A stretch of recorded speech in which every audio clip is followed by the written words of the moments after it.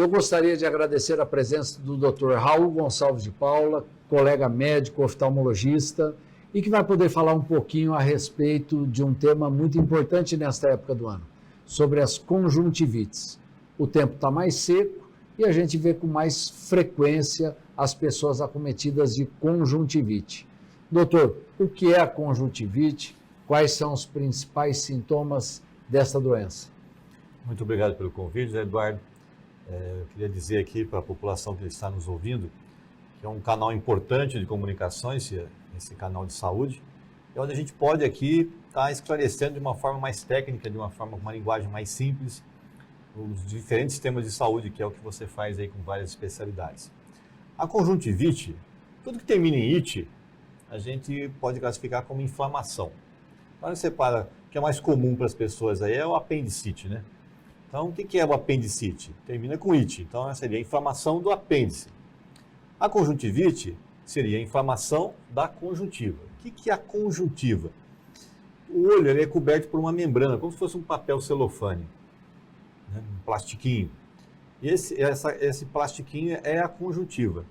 Ela tem vasos sanguíneos ali no meio dela, ela tem um espaço entre ela e a parte branca do olho, né, que é a esclera. E quando você tem uma infecção da conjuntiva, você fala em conjuntivite. E essa conjuntivite ela pode ter diferentes fatores, né? Você pode ter uma conjuntivite química, né, cai um produto no olho. Aí tá. Álcool, por exemplo, né? Aí tá. Poeira, né? Varex, né? Cloro, a gente vê muito, né? O pessoal vai limpar a piscina e acaba derrubando o cloro nos olhos, né? Então, isso aí é a conjuntivite química.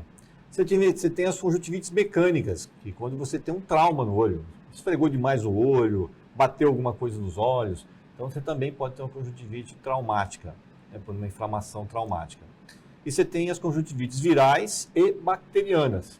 Então os vírus, né, que a pessoa pode ter uma gripe, por exemplo, ele pode também ter uma conjuntivite associada a um processo gripal. E você tem ainda as infecções por bactérias, né? As chamadas conjuntivites bacterianas, onde tem a famosa remela, né?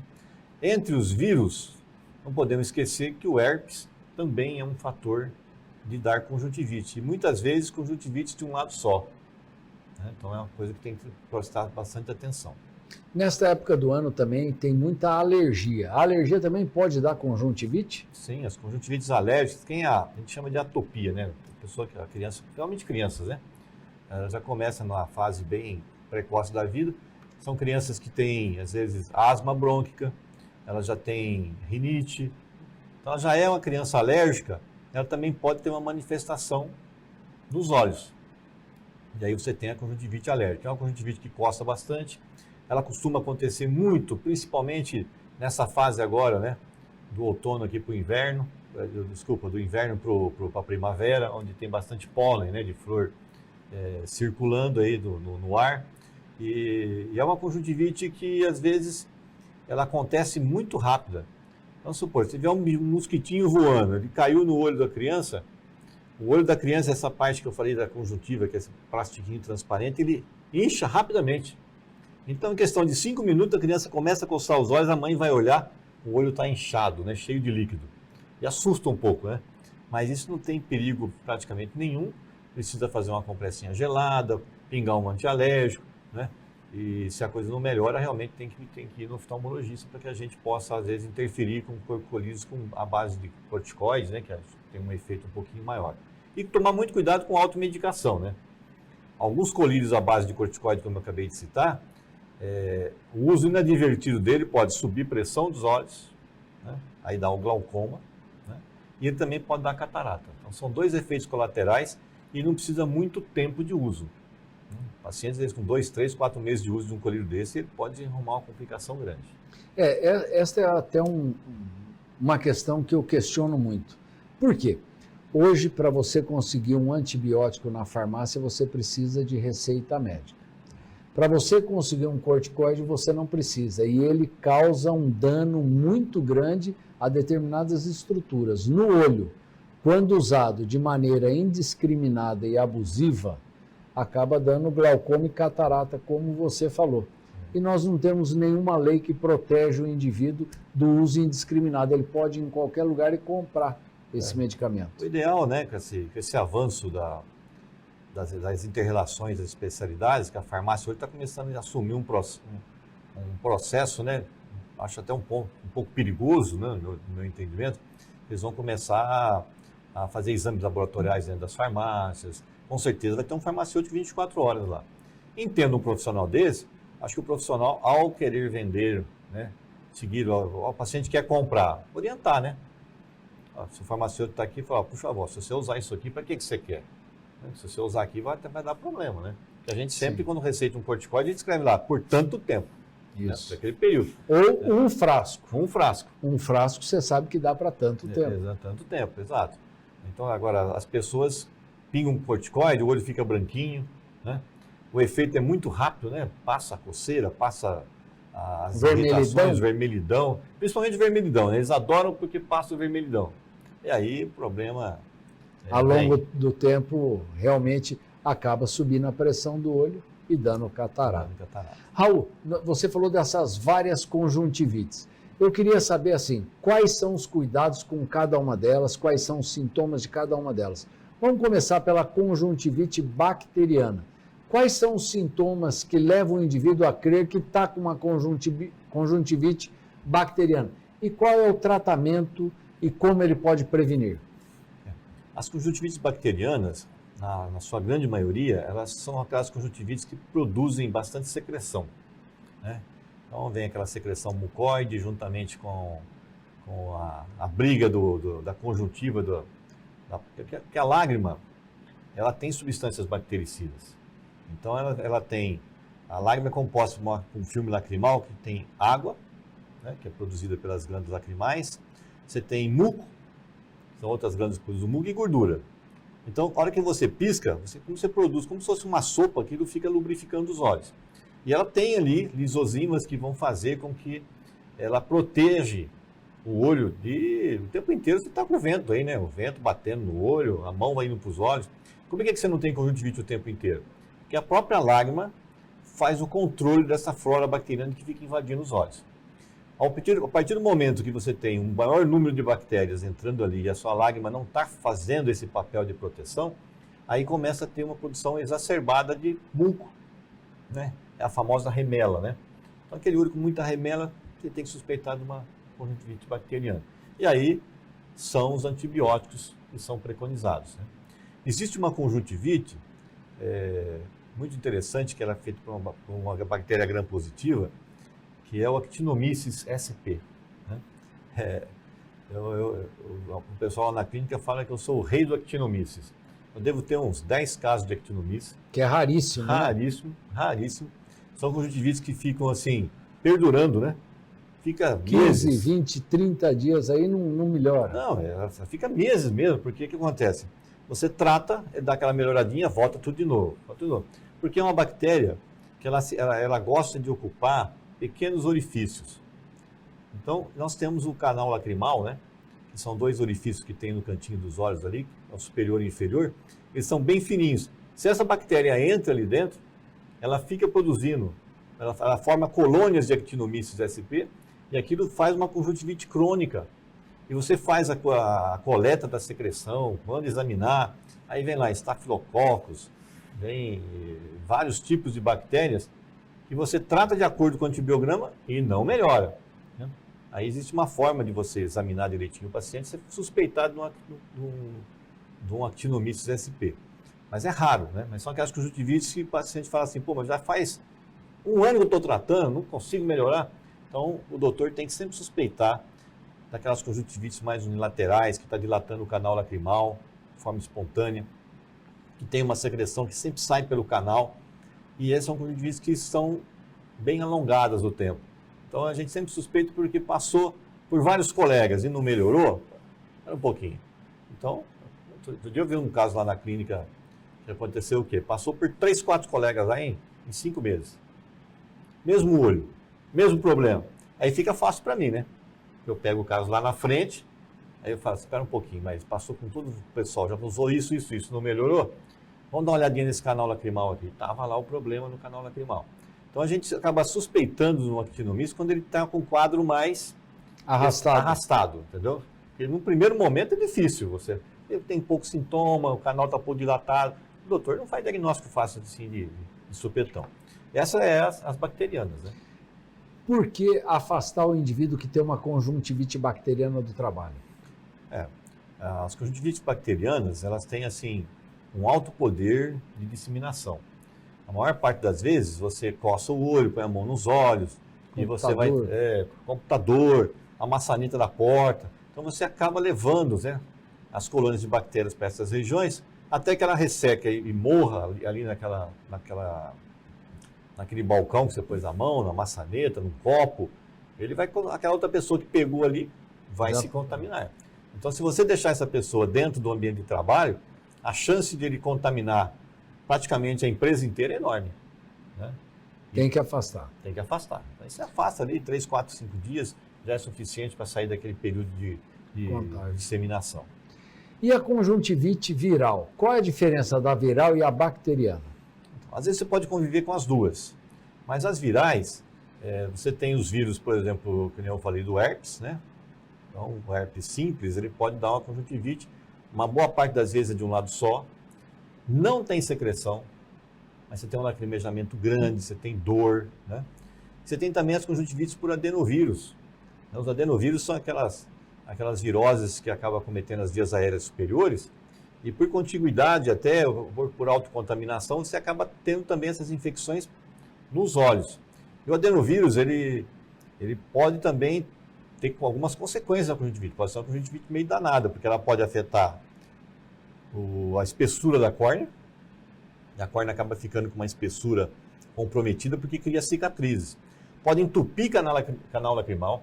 Eu tenho pacientes que já fizeram aquelas conjuntivites membranosas, né? Que acaba criando membranas que você tem que ir lá, ficar arrancando a membrana no oftalmologista o tempo inteiro, e você acaba tendo que aquilo entope o canal lacrimal e às vezes de forma irreversível. Então, conjuntivite, gente, tem que tratar o mais rápido possível, que você pega no início, para não deixar a sequela, né, referente a essas conjuntivites. No passado você tinha o tracoma, né?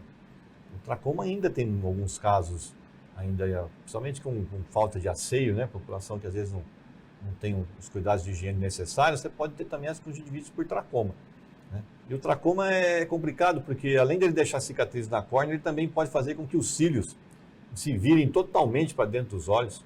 Isso cria um problema muito grande, porque você imagina você 24 horas por dia com os cabelinhos dos olhos raspando você. Um negócio terrível.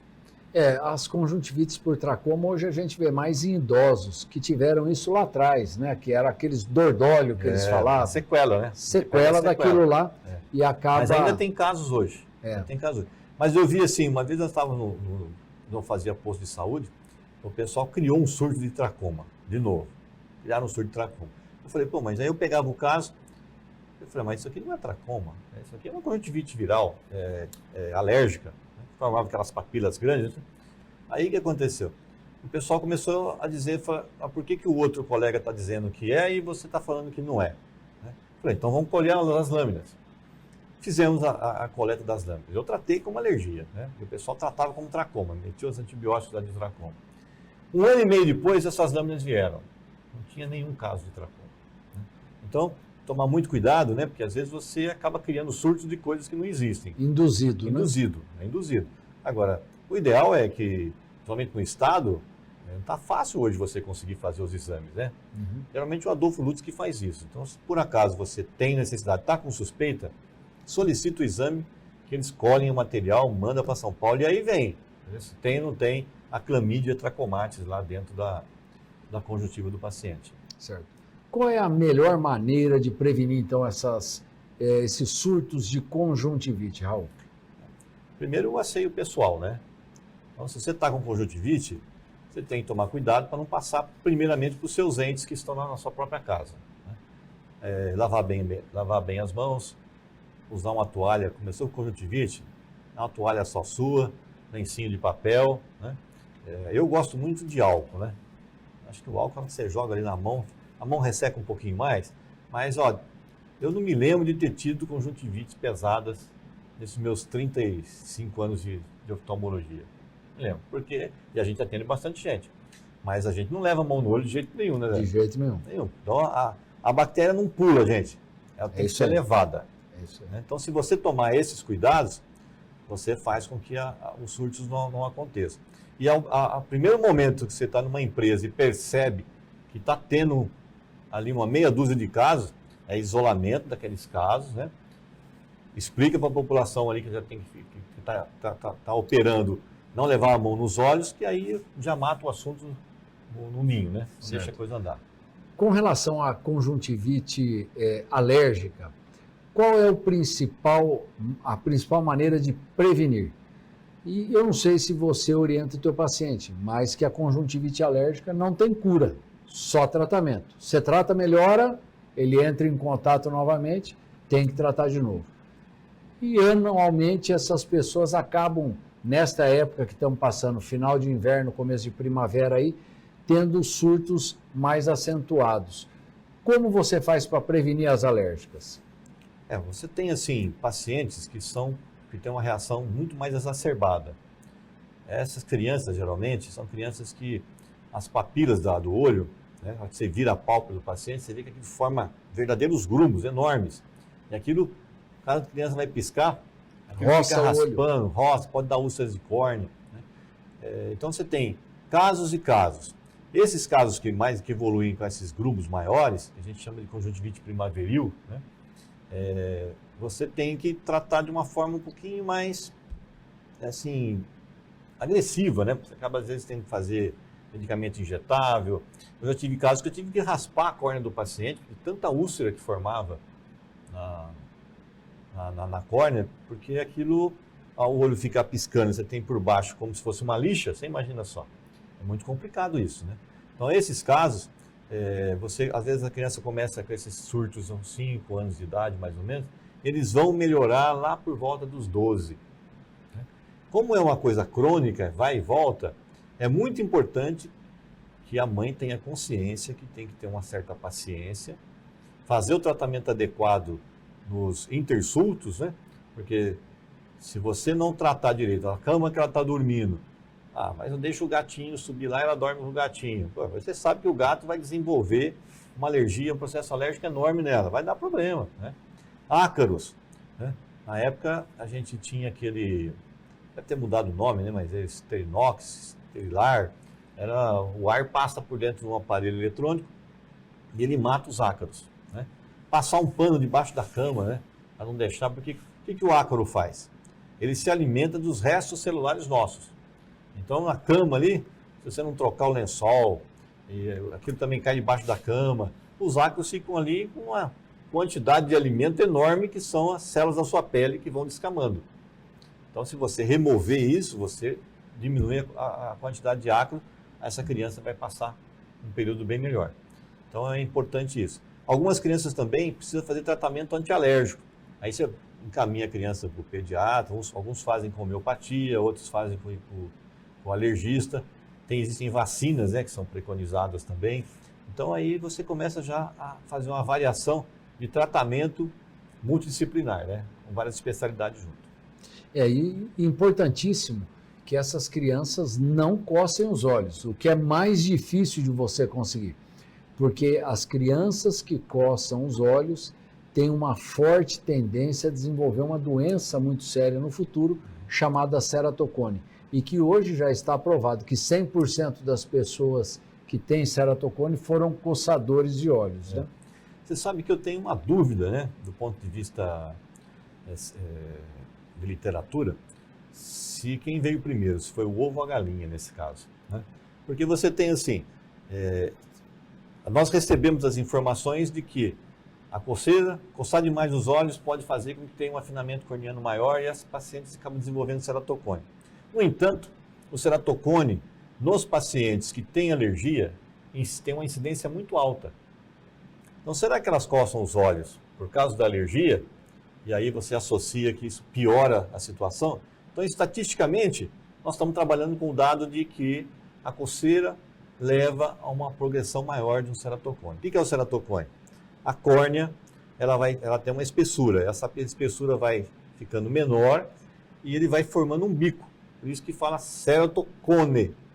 Cone é bico. Córnea em forma de cone. Córnea em forma de cone. E pacientes com ceratocone é um problema muito sério. Porque você acaba tendo que usar, às vezes, uma lente de contato para poder enxergar. Às vezes os óculos não ajudam mais a enxergar. Às vezes tem que fazer os procedimentos de enrijecimento dessa córnea, que a gente chama de crosslink.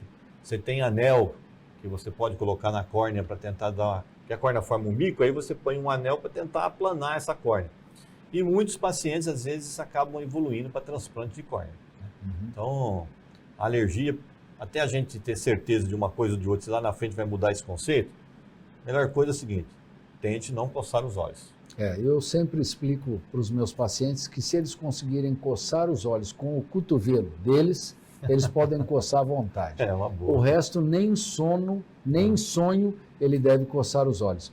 Porque a gente sabe, há muitos anos atrás, quando nós começamos, a gente pegava ceratocone em pessoas de 15, 20 anos, e eram poucos que a gente pegava. Parece que a quantidade hoje aumentou muito, mas, na verdade, o diagnóstico aumentou muito. Exatamente. Hoje, muito precocemente, você vê crianças aí com ceratocone. E o arsenal terapêutico que a gente tem hoje, né? Sim. Terapêutico, desculpe, diagnóstico. Diagnóstico, né? E terapêutico também. Para o ceratocone, antigamente, era uma lente de contato, segmento anual, transplante de córnea. Hoje não, hoje tem um arsenal muito grande. E a partir do momento do diagnóstico do ceratocone, você não pode perder aquele time de tratar a pessoa, porque você pode realmente perder nesse time, deixar essa pessoa com uma visão muito fraca. Até porque hoje nós sabemos que um transplante de córnea ele deve ter uma durabilidade em torno de 20, 25 anos. Eu tenho pacientes com 30 anos de transplante de córnea e está tocando bem. É verdade. Né? No entanto, se pegar uma criança muito jovem, se põe um transplante de córnea, você fez um transplante de córnea com 20, com 50 ela está tendo que trocar essa córnea. Se você puder jogar isso para frente... Né? Ela vai fazer uma vez só se precisar. Se precisar. E existe um fato muito interessante, que é o seguinte, as pessoas que têm ceratocone, que conseguem atingir ali a idade próxima de 35 anos, né? 38 anos, essa é uma idade onde tem um enrijecimento da córnea maior. E aí o ceratocone não evolui mais.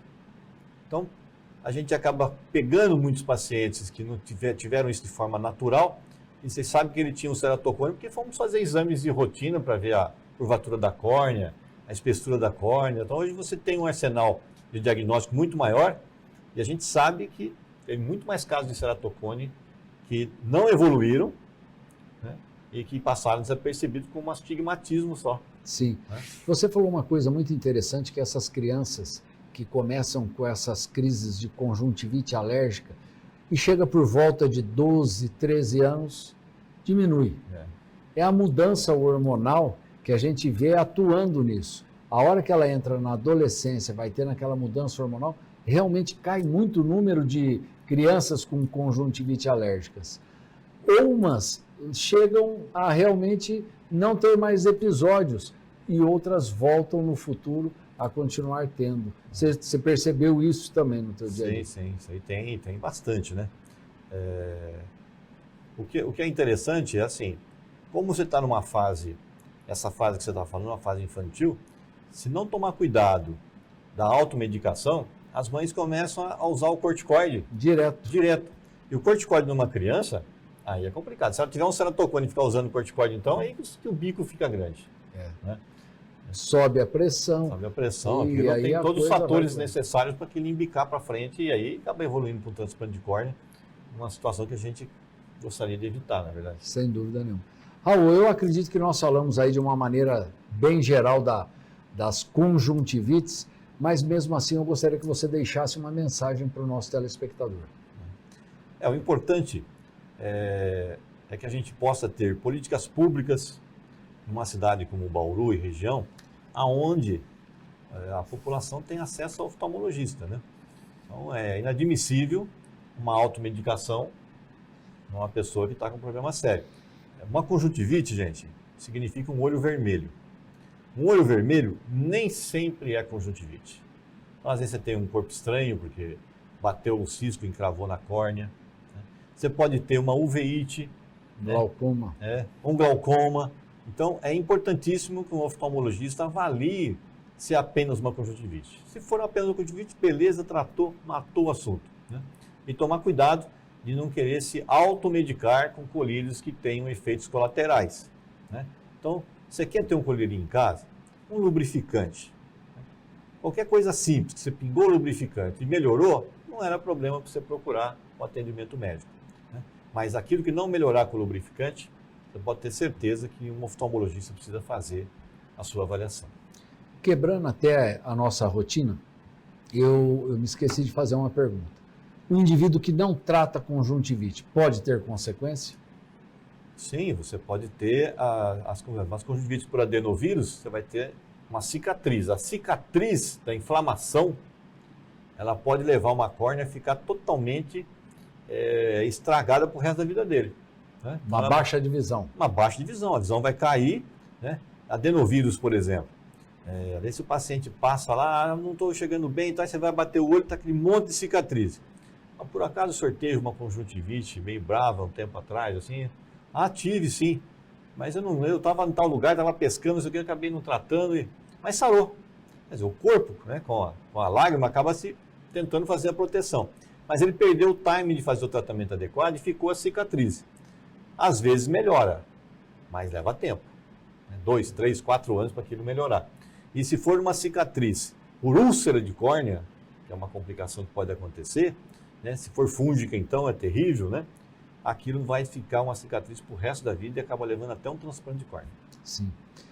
Eu gostaria de agradecer imensamente a presença do Dr. Raul aqui no nosso estúdio, ele que gentilmente aceitou o convite e pôde passar essas informações importantes a você, nosso telespectador.